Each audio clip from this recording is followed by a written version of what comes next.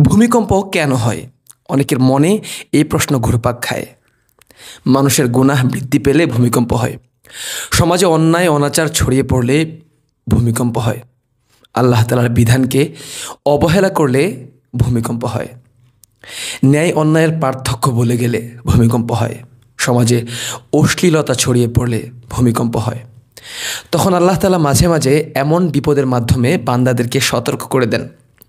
ভূমিকম্প শুধু একটি প্রাকৃতিক ঘটনা নয়, বরং আল্লাহ তাআলার পক্ষ থেকে বান্দাদের জন্য স্মরণ, সতর্কতা এবং পরীক্ষার একটি মাধ্যম। আল্লাহ তাআলা কুরআনে কারিমে বলেন, তোমাদের উপর যে বিপদ আপদ আসে তা তোমাদের নিজেদের কৃতকর্মের ফল।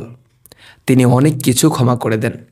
জাস্ট ইমাজিন, একটু চিন্তা করেন, যদি এই ঢাকা শহরে বড় কোনো ভূমিকম্প হয় তাহলে কি হতে পারে? পুরো ঢাকা শহর মৃত্যুপুরীতে পরিণত হবে।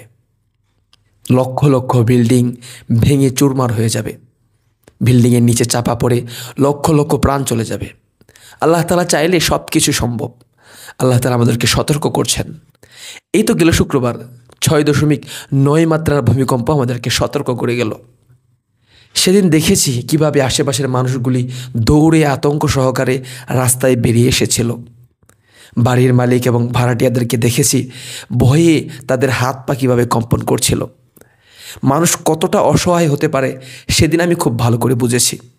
বারবার মনে পড়ছিল হাসরের ময়দানের কথা। সেদিন মানুষ ভয়ে ভীত সন্ত্রস্ত হয়ে থাকবে। হাসরের ময়দানে আল্লাহ তাআলার সামনে দাঁড়াবে, ভয়ে কারোর দিকে তাকানোর সময় থাকবে না।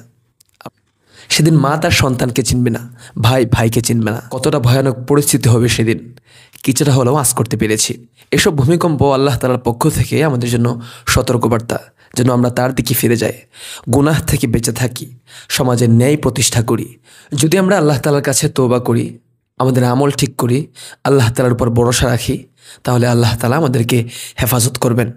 আসুন এই ভূমিকম্পে আতঙ্কিত না হয়ে বরং আমরা আল্লাহ তাআলার দিকে ফিরে যাই।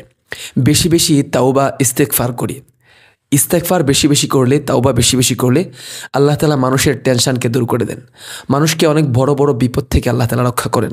এই সময় আমাদের একটা বড় আমল হতে পারে মানুষদের প্রতি দয়া দেখানো, গরিবদেরকে সহায়তা করা, অসহায়দেরকে সহায়তা করা। আসুন আমরা আল্লাহ তাআলার দিকে ফিরে যাই, তওবা ইস্তেগফার বেশি বেশি করি। আল্লাহ রাসূল সাল্লাল্লাহু আলাইহি সাল্লাম বলেছেন, ইস্তেগফার বিপদ দূর করে, রিজিক বাড়ায় এবং শান্তি আনে। নামাজের পাবন্দী হয়ে, দোয়া দান সদকা বেশি বেশি করে করি।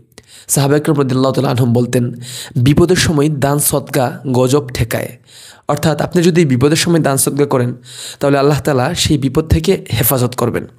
গুনাহ থেকে দূরে থাকা, অন্যায়, জুলুম, প্রতারণা, অশ্লীলতা এসব দূর হলে সমাজে আল্লাহ তাআলার রহমত অবতীর্ণ হবে। সমাজ থেকে আল্লাহ তাআলা গজব উঠিয়ে নেবেন। আল্লাহ তাআলা আমাদেরকে হেফাজত করবেন। তাই আসুন ভূমিকম্পে আতঙ্কিত না হয়ে আমরা আল্লাহ তাআলার দিকে ফিরে আসি। আল্লাহ তাআলা আমাদের সকলকে আল্লাহ তাআলার আযাব গজব থেকে হেফাজত করুক। আমিন।